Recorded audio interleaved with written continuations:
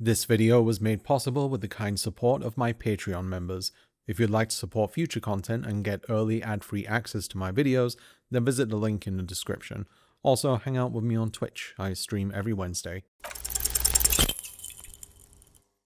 There is one thing that we all share. Every human and every living thing on this planet will someday no longer exist. We are born into this world against our own volition and eventually learn that we won't be here forever. It's a difficult concept to grasp, maybe even impossible, your own impermanence and non-existence. Throughout our lives, we experience the impact of death and loss when we say goodbye to our loved ones. They live on in our memories, but their physical form is gone. They can't be touched, you can't talk with them, they're no longer here, and you have to accept that they won't be for the remainder of your life. We don't even know if anything awaits us after death. Many believe that an afterlife awaits us where we might be judged for our actions while we were alive. Some believe that we'll be reincarnated in some other form, but these are just beliefs. They were created long ago during a time where the world around us was too complicated to explain, and the pool of knowledge was limited compared to what it is now. They're ideas that bring comfort and encourage us to be better people in hopes of an eventual reward. However, they're ideas that are contingent on belief, and there's never been anything conclusive on whether anything comes afterwards. It would be nice if there was something, but it might be too much to hope for. I believe that regardless of what you believe, there comes a point where each of us asks ourselves, how will I choose to live if I know that one day I'm going to die? Do you live for others to try and enrich their lives? Do you live purely for yourself, embracing a life of hedonism in the belief that this is the only chance you'll get? Then comes the big question, when will I die? I'm sure that at some point you've been posed with the question, if you could learn exactly when you're going to die, would you want to know it? In my experience, and this is just anecdotal, most people say no, they wouldn't. Is it because it'll interfere with them trying to live their life, where they occasionally have stretches of time where they can forget that they'll die someday? Is it because mysteries are far more appealing than truths? Or is it because they don't want to find out that it might be sooner than they think? Clair Obscur Expedition 33 is almost entirely about this question, except in this story, the people in it didn't have a choice about knowing when they will die, and their expiration date is shared knowledge. They know exactly when their death will come, how it will happen, and they know it can't be stopped, or at least that's what many believe. Since this game is a fairly recent release, I'm going to avoid spoilers, so don't worry about that. This is largely a look at the themes and a broad analysis of what Clair Obscur is about. Clair Obscur has a very interesting premise. It takes place in Lumiere, a gorgeous city inspired by classic French architecture. It feels rich with its own history. Buildings are in disarray, furniture litters the street, and from the distance you can see what we can assume is the Eiffel Tower, now deflated and drooping from years of neglect. The game starts on the day of the Gamage, a celebration and a chance to mourn. From the docks of Lumiere, there's a colossal monolith and a giant grey being with long hair known as the Paintress. On the monolith is a number, and each year the Paintress wakes on the day of the Gamage to erase it and paint the next number below it. In the early moments of the game, you play as Gustave, Clair Obscur's protagonist. He meets with his former girlfriend Sophie and gifts her with a selection of red and white flowers. It's tradition that on the day of the Gamage, people that are the age currently on the monolith are gifted with these flowers by loved ones to celebrate them. We spend time with the two of them, reminiscing about their time together, talking to friends and strangers. Then when the time comes, they walk to the docks to witness the Paintress awaken. On the monolith, the number 34 is emblazoned across it for all in Lumiere to see, but with a wave of her hand, the paintress erases the number and replaces it with another. This time, it's 33. Moments afterwards, the people of Lumiere witness the gommage, which translates to the erasing. Everyone who is aged 33 begins to dissolve into a cloud of red flower petals. They disappear completely and pass away without anyone knowing why this is happening, but the gommage occurs every year, and with each new number, another group of people perish. There is no one over the age of 32 in Lumiere, and there never will be so long as the paintress exists. Children are orphaned, partners are lost, and although the people of Lumiere have become accustomed to death, it never gets easier. Grief is grief. We as humans are built to feel it. The people of Lumiere can't accept that one day they will all be wiped out. So for a few decades now, the people have been assembling groups to journey to the paintress and put an end to the gommage. The groups are called expeditions, and the group we journey as is Expedition 33. None have succeeded in the past, but they keep trying, knowing that too many also face certain and premature death. They lay their lives on the line to protect the future, with the creed of "for those who come next." Clair Obscur is an exploration of grief and its power over humans. It also asks what the worth of a life is when much of it is spent fearing your death. Can you truly live your life when your every waking moment is haunted by a ticking clock? Do you resign yourself to fate, or do you fight back, knowing that it will more than likely bring an even shorter and possibly painful end? Everywhere outside of Lumiere serves as a constant reminder of death. There is life to be found. Nevrons are scattered across the land, but they're hostile creatures, many of which have brought past expeditions to an abrupt end. There's the Gestrels, beings that resemble wooden mannequins with brush heads. They're friendly, funny, and love a good fight. Luckily for them, they're also immune to the paintress's influence, and they're essentially immortal since they're able to be reborn, albeit without their past memories. After reaching their destination, the 33 find a land littered with corpses of past expeditions. Unlike in Lumiere, when the people die here, they're sapped of their energy, and are often found preserved in the moment of their death. The expedition is immediately attacked after leaving the boat, wiping out most of them, and leaving the few remaining members in shock. It's a brutal, unrelenting assault. Any ambition and enthusiasm the expedition has is quickly snuffed out. Is this why no one comes back? Are the odds truly impossible? They entered these foreign shores with little to no knowledge on what awaits them.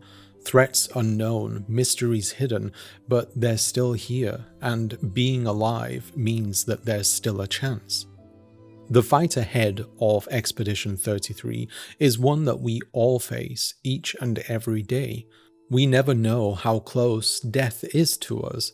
You might live to a ripe old age and pass away peacefully in your bed, but the chaos of the universe might have other plans for you. Tomorrow you could get hit by that bus that everyone always mentions.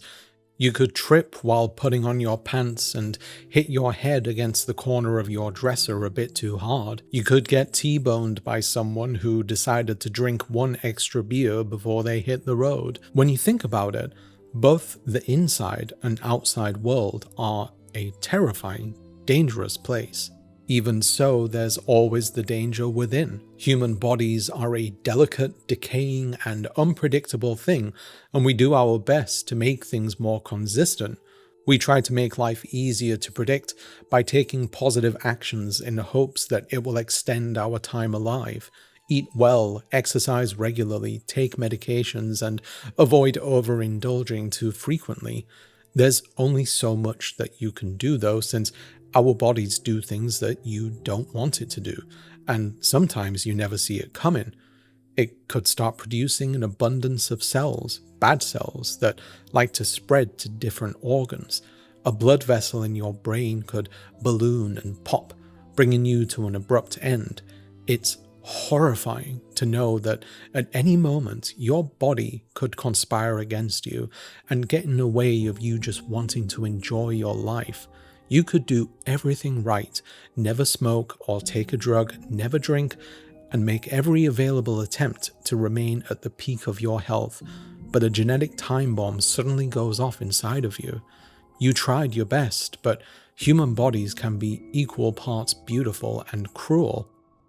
Thinking about the what-ifs can be unbearably overwhelming, but much like the people of Lumiere, you keep on going. Tomorrow always comes, whether you're here or not, and you fight to see as many tomorrows as you can despite the risks. You try your best because not trying means giving up. The expeditions are the fight against death that we all have every day to see what happens next. They put their lives on the line so they and everyone else may have the privilege of growing old. We don't have a choice in when we die, but any actions we can take that delay the end are worth taking. Life is beautiful. Being human is beautiful, and although their deaths are always at the back of their mind, the people of Lumiere celebrate being alive through creativity. Dancing, music, artwork, they create to leave their mark and to move others. Their creations are a defiance of death. It's an act which only humans can do, and a way to say that though I may not exist tomorrow, then part of me will. I was here, and I want that to matter to someone. However, life is given its value by virtue of it being fleeting. Clair Obscur isn't just about fighting against the end, it's about death acceptance. Embracing grief and all of its complexities, knowing that one day we'll die is what gives us the ambition to live. It makes it frustrating when so many things get in the way of us living a more enriching life, like having to work, lacking ability, or having experiences gated behind a costly entrance fee. You do what you can though, you push back and learn to place greater value on the moments that belong to you and can't be taken away. Is a shorter life any less valuable than a longer one? No. Having more time affords us more opportunities to make our lives richer, but the worth of a life shouldn't be judged by anyone. How you want to live is up to you, and so long as your happiness doesn't come at the cost of someone else's, then it's worthwhile. The people of Lumiere continue to live because choosing to give up would mean that there's no point in them existing in the first place. And how could someone not want to live when someone as wonderful and magical as Esquier exists? The most lovable, powerful marshmallow in the world, mon ami. All the way to the north. Just aim for the big 33. Woo! I'll meet you outside.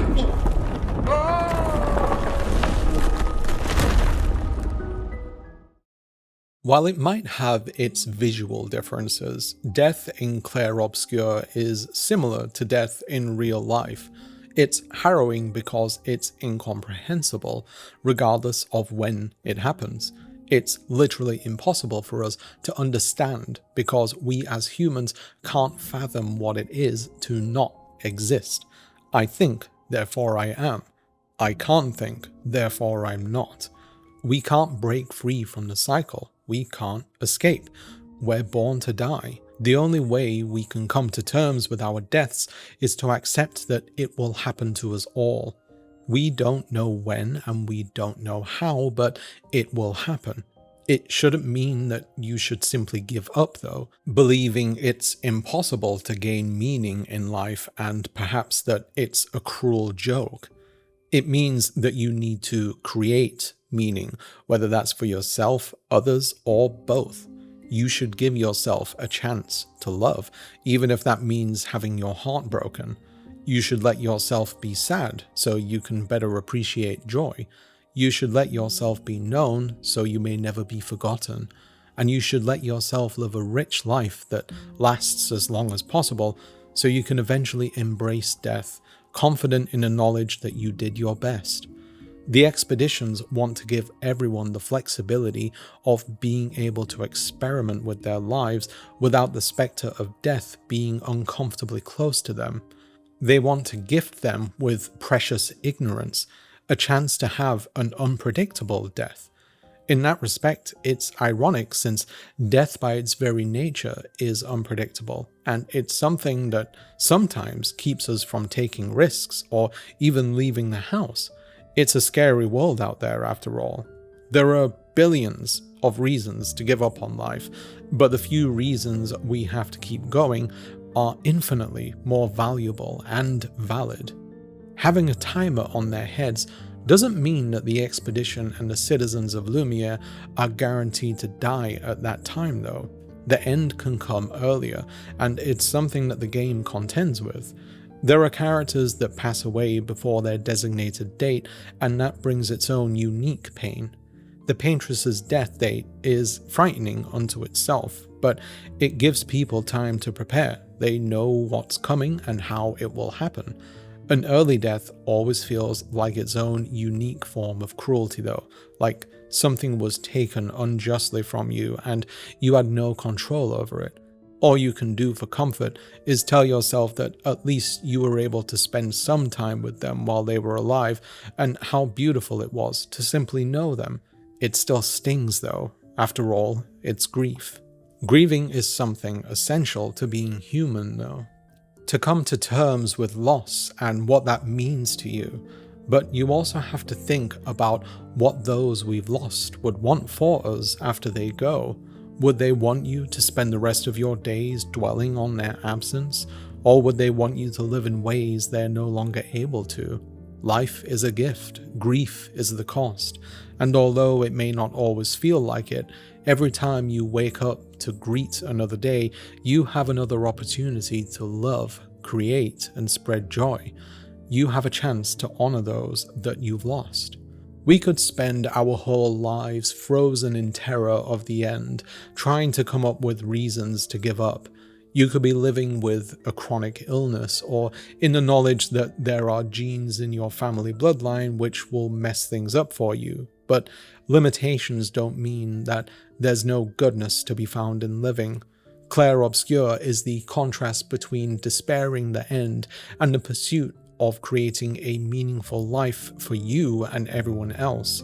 It says that grief might be debilitating, but it also exists to light a fire in us and remind us that although the ones we love may be gone, we're still here, and there are so many opportunities to honor those we once shared our lives with.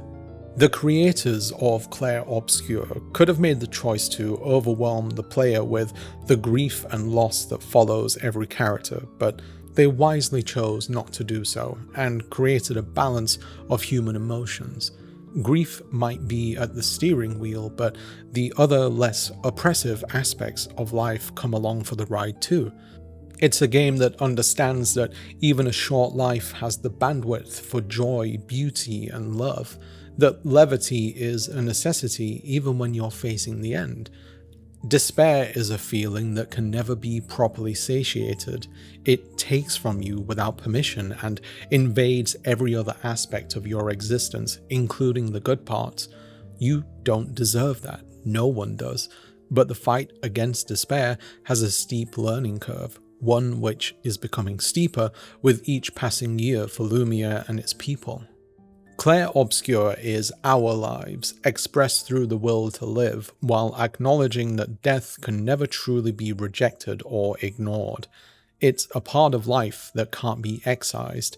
We play it and continue to do so to find meaning and joy, to overcome challenges and leave your mark behind, to see that although those that came before us may no longer be here, by simply continuing, we honor their journey.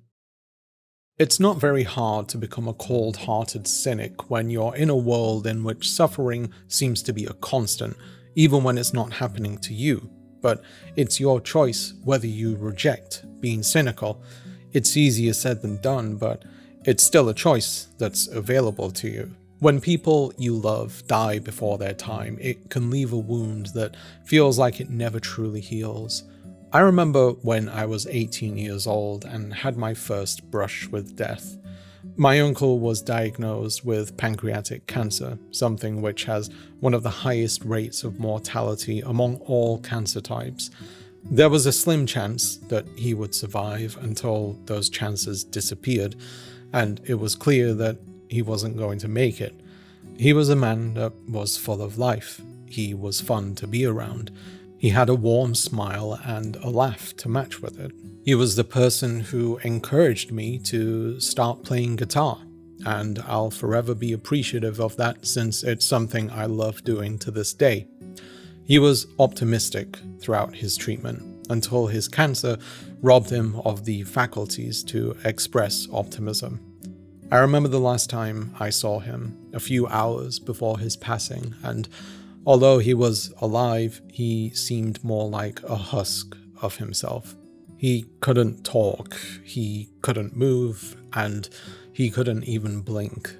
He laid there with his eyes open, regularly needing eye drops since his body would no longer produce tears. My uncle was past the point of no return because he wasn't there anymore.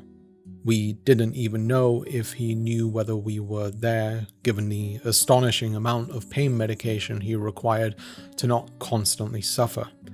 He'd never light up another room again. He'd never show up to Christmas family gatherings while being delightfully drunk, singing along to Roy Orbison songs, and inviting people to dance with him. He was the person I thought would have been around for the long run, but I was wrong. He was the first to go.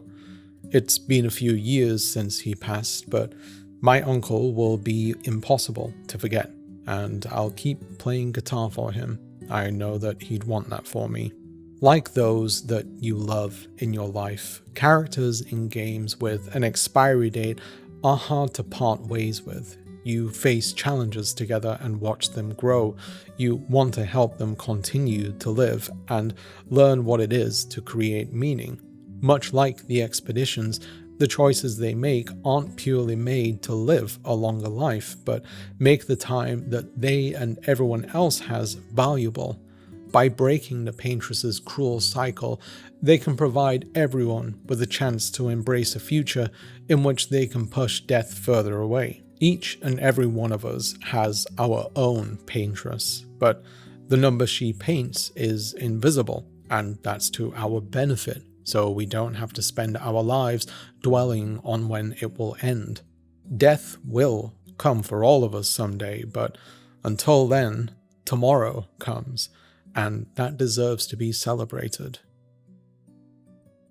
Thank you for watching, and thanks to all the people who support the channel at patreon.com/Solari. I'd also like to offer a special thanks to these patrons who donate $5 or more: Helen, Alex M, Sabo David, Freya Law, Quesadilla, Charlie, Roman Ellis, Honey Lioness, Femgirl Aaron, Minty, Malcontent, Jacob Mayer, Zoe B, Fishcatch, Mech, Jonathan Morris, Bailey Grevling, Catherine Pandel, Remy Allen, Grant B, Mugaga Fashionable, Azam, R. Atoms, Sparrowwagon, Syndrome Noir, Tadeo de Oria, Jay, Cami, Catherine, Nadine, Something Goofy, Carlin, Gina I, David, Jared S, Alexandra Vanka, Vertex, Emily Argentine, The Paultism, Haplo, Tanda, Locked In, Boring AF, Kevu, Velox, Patrick Giuseppe, Gertz Weinreich, Selen, and Sumi, the cat godmother. Thank you all for your help and your generosity. If you'd like to help as well and enjoy some benefits, click on the Patreon link in the description. You can also become a channel member if that's more of your thing. I also have a Discord, and you can follow me on Twitch where I stream every week. Thank you all again, take care, and rest in peace to my dog Patch, who had 17 good years and brought endless happiness to all. Take care, and give your pets a hug.